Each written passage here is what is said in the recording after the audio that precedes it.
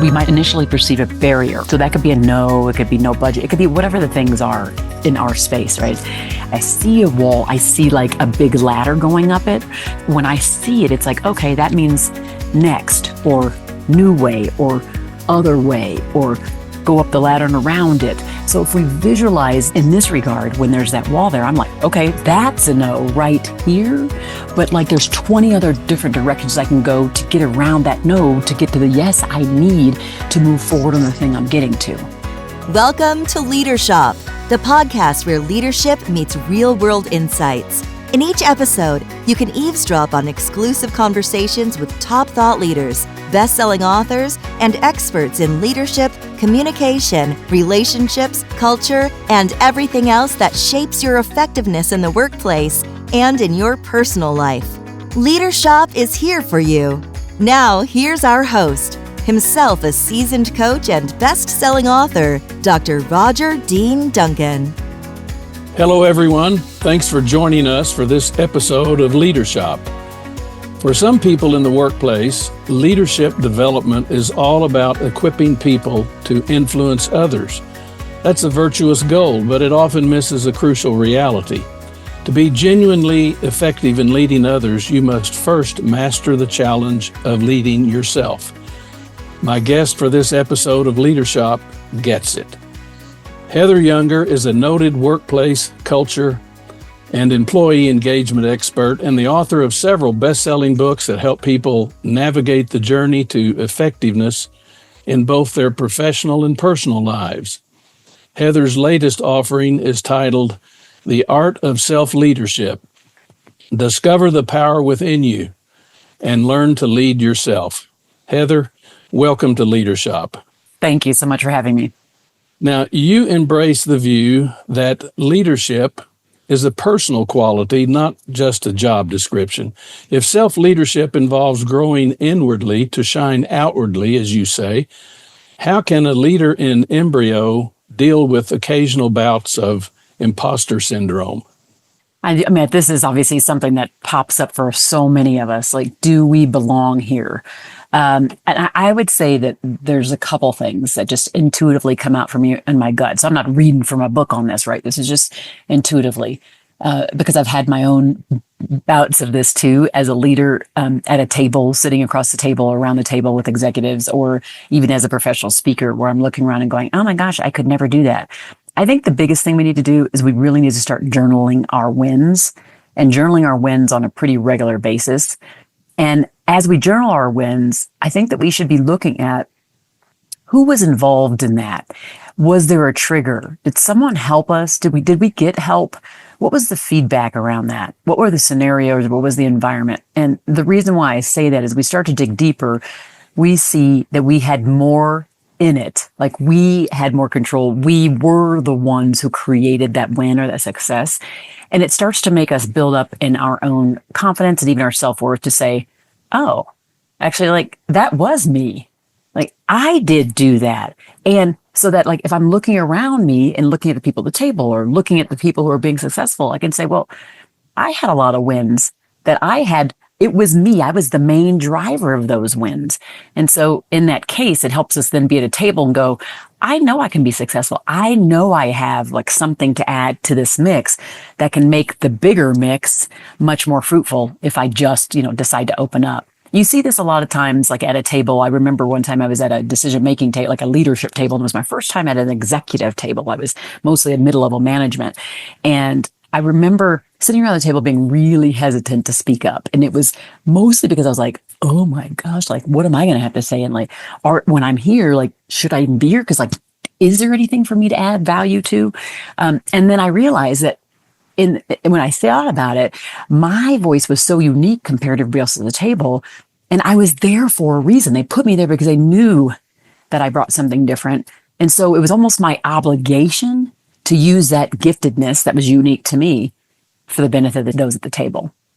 I can see how keeping a journal of your successes, if you will, could be very helpful if you had temporary amnesia and somehow couldn't remember who you were and what you can offer, and you needed a shot of self-confidence.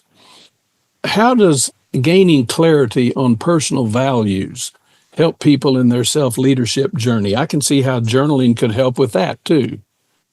Yeah, I mean, well, to be honest, I think the exercise of journaling is massive in nature, and I think and me too, by the way. In the past, I have really undervalued just taking that time to pause and reflect, because most of us are moving at rapid speed. I have 4 kids and a business, and everything is just so busy.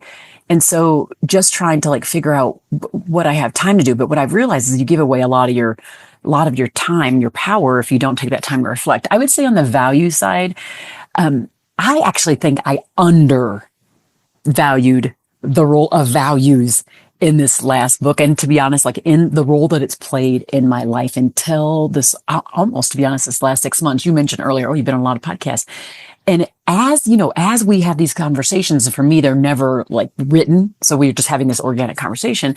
As we have these conversations, I realize sometimes, oh my gosh, I didn't go far enough on a concept. Oh my gosh, I didn't realize that particular concept was one that actually has driven me. And it's his values is the one that has. So I think that when we think of self-leadership, if we don't understand what our values are, so the things that drive us every day, that get us out of bed, and also the ones we do embody are the ones we don't embody, but we think we do.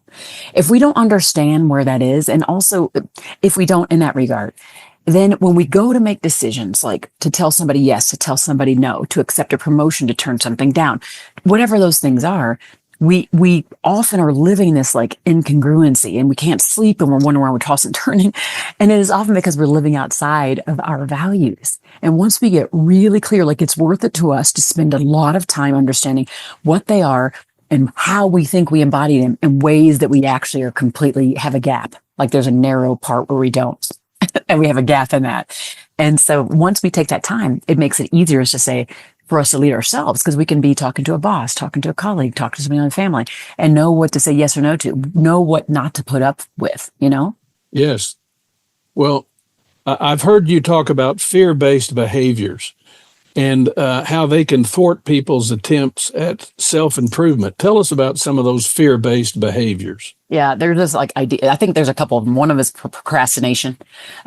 We keep putting off and putting off and putting off on things because we are afraid that either if we go do it, that it won't turn out exactly like we want, or that somebody will slap our hand, or that it'll be a no from a boss, or whatever it might be. And so we procrastinate on moving forward. And I always say, here's one thing that I've discovered about myself, which I think it is the most refreshing, way to live. And it's that if we know we are a work in progress, so that the thing we're getting to is not perfection, but it's just the first iteration of 150 iterations of the thing we're about to go do, then we can kind of release the need to be pausing or be fearful, because it's going to be what it's going to be. We're all human. And I think if we can kind of just adopt that idea of progress versus perfection, and knowing that it's just going to be the best it's going to be in that moment, and that the very next day it's going to be better.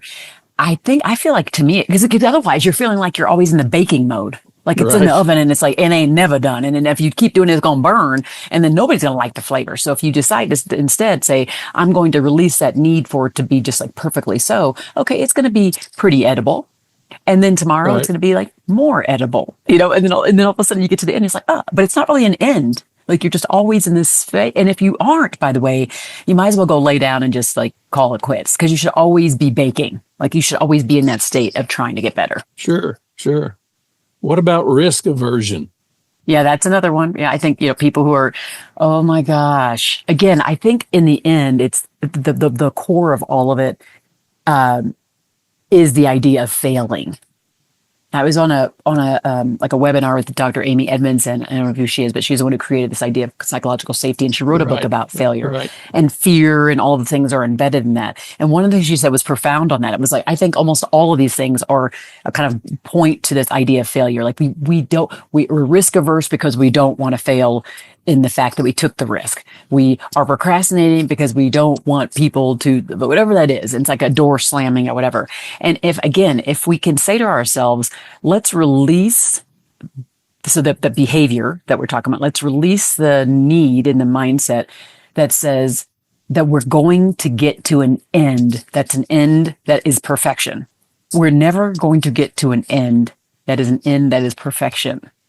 We may Right. get, 'cause even with me as a speaker, like I may be like, oh my gosh, I walk away and I have a survey and it's like 98% of the people just love me. Well, am I supposed to just sit around hitting my head over the wall that 2% didn't? Like what the, we can't. Or even if like, there are times where I say, oh my gosh, there was only, 94%. Okay. You realize that's still an A. Like, so it's that idea of like, don't hate yourself because you're a work in progress. And whatever it is you're doing, you're a work in progress. And if you just get up every day going, I'm a work in progress and I'm going to do like a tiny bit better and I'm going to be a little bit more edible, right? Whatever it is that I'm doing, the end result will be a little bit more edible.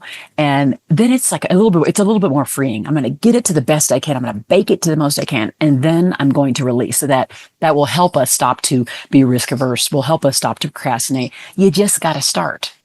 Right. It reminds me of the old expression, yard by yard, it's hard, but inch by inch, it's a cinch. Oh, I love that. You take it just a little at a time, a day at a time, an hour at a time, and there's progress. And before you know it, you're there. You're there, but you're not really there. Like you're there. You could be there. I mean, like if you have like literally a guidepost and you're saying this is a guidepost. Temporarily, there's still Thank more you. you can do. More Thank you you. can do. Yeah, and I would say that I love that point too, Roger, that I do think it is important going along those lines is setting kind of guideposts for yourself that are wins that you can celebrate. So you Right. celebrate like that I got to this guidepost. It's not a final destination in your life, but it is a destination that's in the interim that then you go and you set your guideposts further out. I mean, I think that the best thing to do is to be focusing on excellence, but excellence and perfection are not the same thing. Right. That's right. Yeah.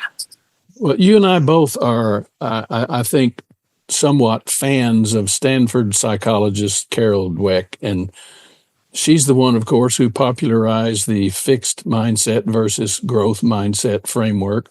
And you have joined in that discussion. Let me ask, how does a fixed mindset hamper a person's attempts to prepare for future leadership opportunities? And what's the key to adopting a growth mindset? So the person that has that fixed mindset thinks kind of who they are and the skills they have and like how they were born or like who is just who they are. And that just determines any success they're going to have. The person that has that more growth mindset is the person who thinks, oh, I can learn. I can go take courses. I can do coaching. I can get better. I can adopt new behaviors. I can adopt new skills. So as we think about preparing for future leadership, if you have a fixed mindset, well, you're only going to go so far. People won't even look to you to be promoted. They won't see you as someone who's the next, person to go into the executive VP spot, the new next president spot, the next director spot, because if you are always the person who always uses limiting words like, well, that's just not my way. That's just not who I am. Oh, I can't do what they do. So if you use that kind of speaking, and you think that way, your behaviors flow from that. People see that. You will never be put up for the promotions, for the advancements, for whatever those things are. And then I think, again, if you want to move yourself more into that place of growth mindset, I would say adopting, to be honest, is like reframing is huge. So it's kind of taking, I use reframing all the time, and it's taking this thing that you have in your head that has you stuck, or like you're in your mind, you're like, I can't do that. That's not me. I did it wrong before. Woe is me. So you kind of you get yourself in this kind of a victim limited mind thinking. Right. And you allow yourself, we have all been there. So I'm not talking above this. We have all been there and we all kind of fall into it. What the reframing does, if you do it in an intentional way though, is it allows you to say, okay, yeah, I've been there. And I'm ready to move past that. So I step over this like threshold of this limited thinking, which then creates limited behaviors. And I step over a threshold that serves me more. So now I see the thing that existed, which by the way, it still exists. So like whatever it is that was there, like your upbringing was that way, your getting laid off was that way, like all the things, it actually did happen. So I'm not telling you it didn't happen. It happened.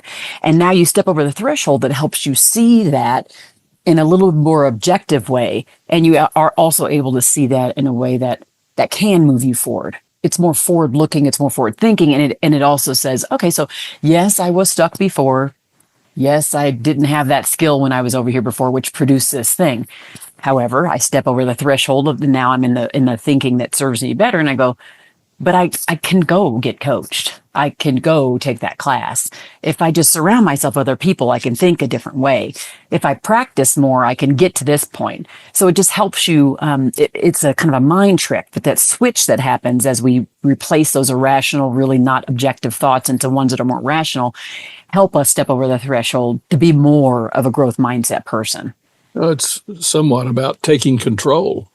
Take Mm-hmm. control of your own life. Don't Yeah. don't be a victim. Just Yes. pull up your britches and go. It is. And I know, like, as people might be listening to this, they'll be like, no doy, Heather, like really I understand I need to do that.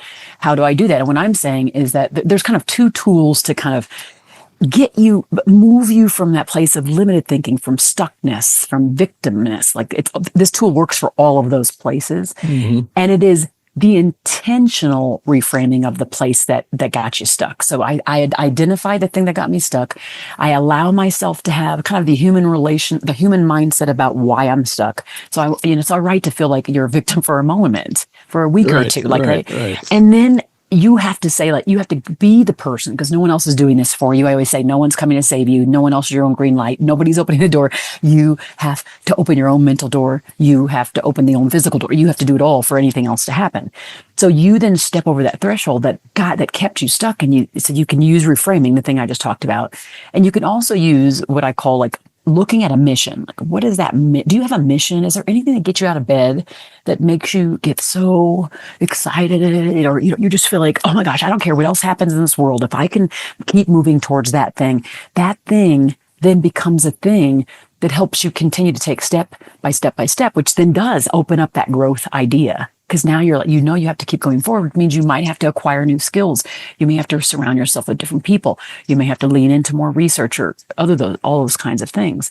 And now the mission becomes a thing that untethers you from that limited think you had in the fixed mindset place. Now you are more loose and free to be more than you ever thought you could. Sure. And the growth mindset is exhilarating, actually. I've seen it in a lot of people where they switch from one to the next and they realize, oh, I really do have control over my destiny. I really don't have to be a victim. I can be a victim of my own victimhood if I choose to, but I don't want to do that. Well, a couple of years ago, you wrote a really nice book, a fine book, an entire book on active listening. How do active listening skills help people develop their self-leadership skills? Yeah, I mean, as we think through self-leadership, we have like this idea of self-understanding, self-awareness, and we got to know who we are, and we got to know what we stand for, and we got to know what makes us tick. And then we go on to this growth place, this growth and sustainability. How do we grow ourselves? How do we sustain ourselves through this journey that we call leadership? And then the last part is influence or social interaction. And so when we think about listening, we have to both listen to ourselves, like our internal compass and what's going on with us. And then we have to listen to others in order to grow in relationship, in order to grow in influence with them. We want promotion. We want whatever we want out of life, to be honest. If we aren't in relationship with others, it's going to be harder to achieve that. So listening is really the biggest gift you give another human. There's just really nothing else you can do for another human than to sit in presence in quiet and calm with no distraction. And it is the biggest gift, and it is so hard to give in this very, very distractible world of ours. And so when we do learn to listen in a really holistic way, which involves nonverbals, which involves pure, kind of taking in another human's, even like the senses, like sensing who they are, and what they're going through like from an empathetic place, and then being okay with not necessarily having the solution, but again, just having that full presence with them, and just being with them, holding space and time to be with another person. Those are that's a gift that gives past the interaction. And when we talk about influence, this is the biggest way to influence another person, because once you've leaned into really listen in that way with a person, it's transformative. And not many of us know how to do it well. So then once we do that, now we take our relationship with that person to a whole nother level. And they know they can trust us. They know that we're going to be a place of counsel for them. And by the way, if they're ever in a decision-making place where maybe we want something, we get that much more quickly because we took the time to hold the space and time for them. Right. Some of the best leaders I've ever been around were masters at listening, and it was obvious that they very deliberately, mindfully listened to learn rather than listen to rebut or, wait for their turn to talk.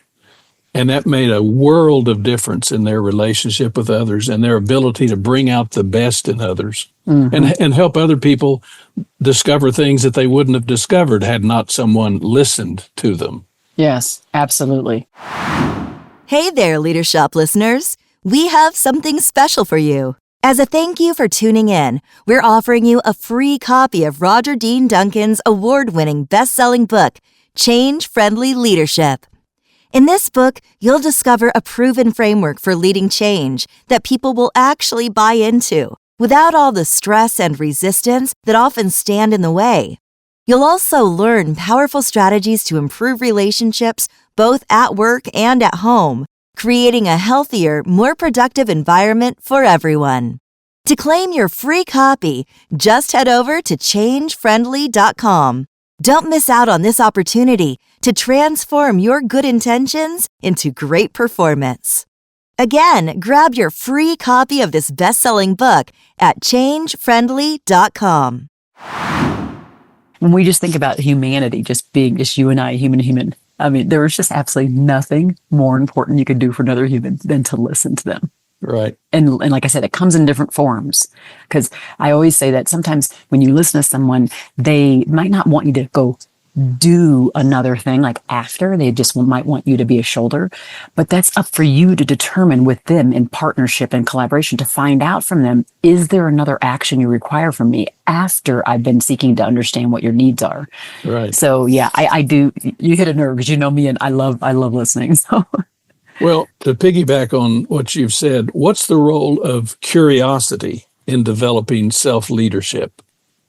Again, I think curiosity is in almost every aspect, like being curious about why you respond to something. Like, why does somebody make me feel uncomfortable? Why does an interaction make me feel uncomfortable? When I'm talking to someone and I may be in conflict with, and they may feel in conflict, or might be some tension there. If I lean in with, like, as a blank slate, it's different to lean in and ask a question that I think I know the answer to, that I want the outcome to. That's a different thing when I'm saying curiosity. Pure curiosity is leaning in without like the intent to have the outcome. So it's just Right. like, my only outcome is to actually understand what you're getting to, and Right. actually understand why you have a particular viewpoint. My outcome isn't to win. I'm a lawyer by training. We said that, I think, maybe before we start rolling. I can't remember if it was before or after. And so in that case, like, there may be mediation, there may be arbitration. And so the end goal is to, like, have a winner, or like have like this resolution that from one side or another could be predetermined. I want to make sure I get more of my benefits, more of these benefits. Listen, I live in the business world, so I'm highly clear that we need to get benefits out of our relationships too. And that we want to sell something, or we need to like land on something.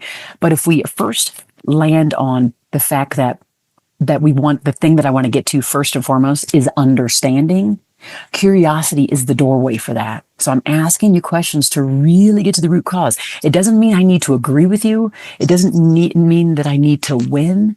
I just need to get to the bottom of why you may have responded to me in one particular way, or why you want to go this direction versus that direction. And once I can understand that from a non-threatening place, then I can go, oh, now I'm getting you. And now that I'm getting you, now I can kind of come more to the center that maybe makes us leave this interaction from a place that we both feel heard and seen, and we both maybe get what we want. And it's not just me winning in it. If I go in it to win, I'm never going to get what I need out of you to help you feel seen and heard. Right. And if I make you feel seen and heard in the process, I'm going to get everything else I need out of the relationship. So that should be the main goal, is going in to make sure that you feel seen. Absolutely. Well, how can leaders who have the title of leader nurture and develop their team members for future leadership roles of their own? What can leaders do to help nurture people? I mean, I think listening will still be at the core of this part. And that is Sure. because if I don't spend time with you, and I don't know like what makes you tick, what gets you excited, if I'm not paying attention to the nonverbals, like where I see you getting excited when you're working a certain project or you're on a project team, if I don't pay attention to when we're in team meetings or individual meetings, and I don't see just sort of how you're responding at the table when a particular topic comes up. So if I'm not looking at that nonverbal, unspoken body language stuff, then it's going to be hard for me to know what gets you excited, what just thrills you. So then when I'm trying to nurture you into a role, I'll be nurturing you into something that meets your happy spot. Like it goes to your strengths. It helps you feel more great versus me nurturing you into a role that doesn't fit you anyway. Right. So I think we have to be hyper aware. We need to spend time with our people. We have those other, every week, every other week meetings, if possible, with your directs one-on-one. Give them a time, even if it's 30 minutes. Give them that time. Talk through, of course, the things they have to get done at work, but take 5 to 10 minutes to talk about what are their goals and how are things panning out for them and how are they feeling in it. This is no matter what happens with the AI and how it helps us make decisions and all the things that are going to be coming out in the future, we will always need that human to human, extremely focused and attentiveness onto the like micro moments of the interactions that we have. That it's just going to be awfully hard for any kind of technology tool to really pick up on. Oh, there's no substitute for that. I don't care how much they try it. It'll get like super close, but it'll never do it. And so I can, it might even be really good at picking up on body languages, but can it also do the body language with the micro expression, with the tone of voice, like it's just kind of crazy what we can do as humans if we really lock in. Mm-hmm. Right? It needs to be mindful. Absolutely. Deliberate. Yeah. Absolutely. Well, how can future leaders manage up, if you will, when their own leaders provide ambiguous, less than helpful direction? Yeah, I think this whole idea of like expecting clear expectations, like giving more people wanting more clarity from their people. I had there's actually a book that story ends up in the book, and there was somebody I was talking to, it was actually my business coach, and she's talking about her husband, and she tells me, oh my gosh, before I even started writing this book, she told me that. She said he went to go in a position, and he was maybe like a director level, and he was waiting for his VP to give him direction on something. And he couldn't move forward on this project or feel successful in his job until this VP like gave him direction. And so she said, well, what the heck are you waiting for? And I said the same thing. Don't wait around for someone else to open a door, to give you a green light, to give you access, go to them. So go to hers or his assistant and say, can I get on their calendar for 15 minutes? I just need to get some clarity on this one thing so I can move forward so that the entire team or organization can win. Go forward to be more proactive, or reach out to the manager and say, can I stop by for 5 minutes? I have one question that is actually hinging on my ability to move forward in the project that we talked about that helps our entire team or organization win. So it's a forward-thinking, professionally persistent way of doing it, and you're benefiting that leader above you and the entire team and organization if you can just move forward. So in that case, if you pause and you wait, you are the barrier, not them. They're not the barrier to you being successful. You are. It's your desire to pause so much because you're just in the waiting pattern, because either you want to be respectful, you're fearful, all the things that we do to evade our own power. Go back and say, can I get on your calendar for 5 minutes? Can I stop by for 5 minutes? Hey, here are 3 things that I'm waiting for in an email. Text them and say, go around it. I was thinking about this too lately, about me. And I put it a little bit in the work I do, but as I see how it continues to kind of sprout out or kind of be there in front of me, it's this concept of like a wall comes up. So like, let's just kind of visualize for ourselves that there's a wall, and the wall, we might initially perceive a barrier, or so that could be a no, it could be no budget, it could be whatever the things are in our space, right? Mm-hmm. I see not really a wall when I see a wall. And actually I see a wall, I see like a big ladder going up it, so I'm always seeing like, when I see it, it's like, okay, that means next, or new way, or other way, or go up the ladder and around it. So if we visualize, like we do these kind of mind games, all it is just like a resilience building tools that we put in our own mind. And then there's behaviors that come from it. So in this regard, when there's that wall there, I'm like, okay, that's a no right here. But like there's 20 other different directions I can go to get around that no, to get to the yes I need to move forward on the thing I'm getting to. And remember what I said earlier as it related to having that bigger mission? That's exactly what I'm talking. On the other side of that wall is my big mission. And ain't nobody stopping me from getting to that mission. Even if that means a lifetime where I die and I never achieve the mission, doesn't really matter. In the end, I'm journeying towards that mission. So those are some tools that can help people go, okay, yep. Someone told me no. And Well, sure. And so what? it's so what? That indicates that it's doubly important to be really clear about your purpose, your why, your mission, however you want to define it. The more clarity you can have around that, the more able you're going to be to make progress. Yep, totally. So, what's your advice on the best ways to give and receive feedback? This is still all about listening, but it's also about communicating. Yeah, I mean, I would say the biggest thing is on the receiving feedback side, I'm going to lean into what I said earlier about curiosity. Because when people give you feedback, it's an opportunity to evaluate a couple things. Is the person someone that you trust? Have they proven that they have your back in the past? Which keys do they hold to your future? So like start asking yourself like some of these questions. So the curiosity part is like, okay, well, I gotta get that. So if that person answers like yes on all those things, right? Or they have a certain level of oomph for your future. Now it's time to go, okay, so I hear you. Okay.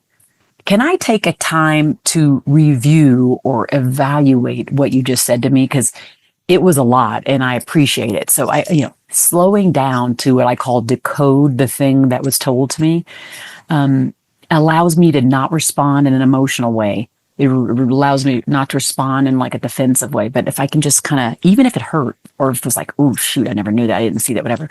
Take some time to reflect, to process, to even talk to some very trusted people, your spouse, whatever. Look at some, research it. And then you're able to come back in a more objective way to decide what parts you're going to accept and keep and act upon, and those that you aren't. And you can even have an objective, non-emotional reason why you won't on some and you will on others. So I would say that the power of the pause when it comes to receiving feedback is absolutely necessary. The decoding, that's what I call it. On the giving it, I do not believe in the sandwich method for feedback. So if we're talking about, I don't believe in it. I was very clear about that. I don't. It is because number one, people can read you like a mile away when you do that, the sandwich method. So I don't believe in that. Oh, positive, negative, in the middle. No, I think it's too prescriptive to how we are as humans. Now I know like we all want to have a formula, and I know we all want step-by-step approaches, and a lot of times there are times where it can be helpful. But I also know that like life is just messy and hardly ever linear. So as we're thinking about giving feedback, I would say this. Ask yourself this. Have I done the hard work in advance to build trust with this person? Have I shown them that I'm on their side even when I give them constructive feedback? What role have I played in whether or not they trust me when I'm about to give them this feedback? Okay, so that's one thing. Because as I give them the feedback, if I've done that hard work up front, they know I'm coming from the heart when I'm delivering it. So they're going to be more likely to receive it with less of a, and like their feathers getting ruffled, and more of like, oh my gosh, I can't believe like I did that. And even maybe maybe I disappointed this person because I know how much they're in my corner. It comes off from a different place versus ruffle, defensive. I'm not going to receive you. Like I'm not receiving what I hear. Right. So I think if you've already couched it in that way, it can't just be in the conversation you're having before the feedback. It has to be all the things you've done. What is the evidence beforehand that you care about the person? What is the evidence beforehand that they can trust you and that you've built their trust? And then when you come into it, now I can say, Roger, I just called you here. I wanted to talk to you today because we were in that meeting of the day and I saw a side of you I'd never seen. And then Roger's like, wow, what? And I'm like, up to this point, the part of Roger that I saw was a this. And in that meeting, I saw this. And then like just how you're interacting with so-and-so, and I saw that. And so I just want to know, like, what was going on there? I'm curious. And then, like, tell me more. Tell me. And I just want to keep asking. And once, Roger starts to tell me all the things, and I go, okay, I can see why, like, you responded this way or why you were showing up this way. Now I get a little background on why you were that way. So are you open to some feedback on just how you could have done that differently, or maybe what you can do for next time when you're feeling that way, or da da da da?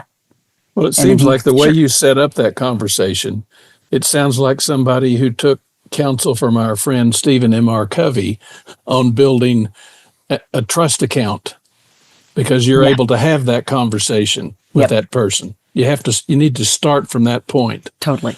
but you need to earn it. You do have to earn it. You have to earn it. I call it for me, it's like the caring leadership. He and I are lockstep on this. So, right. We definitely are in each other's stratosphere, but Right. this idea of like, whatever it is, what are the signs? What are and for him is like that, putting it into that account. And it's just all the evidence of all the signs that they already build up in their head. They already know this person has like this whole track record. They know you've earned their trust. Right. You've already proven the fact that you got their back. And now it's time to have a tough conversation. And so even when I go into that conversation, you notice how curiosity was at the forefront. Care was in the voice. This is where I was talking about with the listening and all the things it's all the things that happen. Care was in the voice. Care and concern were in the voice, which is caring leadership, by the way. Caring leadership is showing concerness and kindness towards those who look to you for guidance. So in this space, I am doing you no service if I allow you or like sit back and abdicate the fact that you acted a certain way in the meeting when because I care about you, I really should speak up, not from a place of judgment, but curiosity and now counsel. Right. Yeah. Right. Finally, what question do you wish I had asked, Heather, but I didn't ask? And how would you respond? I would say like the question I wish you would have asked maybe would be, when it comes to self-leadership, what do I see as the biggest stopping point or the biggest barrier for most people? And my answer would be what I alluded to earlier, but it's just this. Ain't nobody coming to save you. You have to save yourself. There are not going to be the green lights in your life when you need them to be. So you have to be your own green light, or be able to turn and switch, like I was talking about with reframing, create the green light inside of you. Stop waiting for permission. Stop waiting for someone to invite you to the table. Create a way to get to the table yourself. That's what I want the message to be to people. It's a great way to wrap this up. Well, thank you so much, Heather. Your insights into self-leadership give us plenty to think about, and we really appreciate your being with us. To learn more about Heather and her work, go to heatheryounger.com. That's heatheryounger.com. And to grab a free copy of my book, Change Friendly Leadership, go to changefriendly.com. That's changefriendly.com. In other episodes, I share my exclusive conversations with many more top thought leaders who offer smart tips to boost your effectiveness in both your professional and personal life. My guests include superstars like Stephen M.R. Covey, Liz Wiseman, Doug Conant, Dory Clark, Marshall Goldsmith, Bill George, Jessica Chen, Guy Kawasaki, and many others who have insightful things to say that you can put to good use immediately.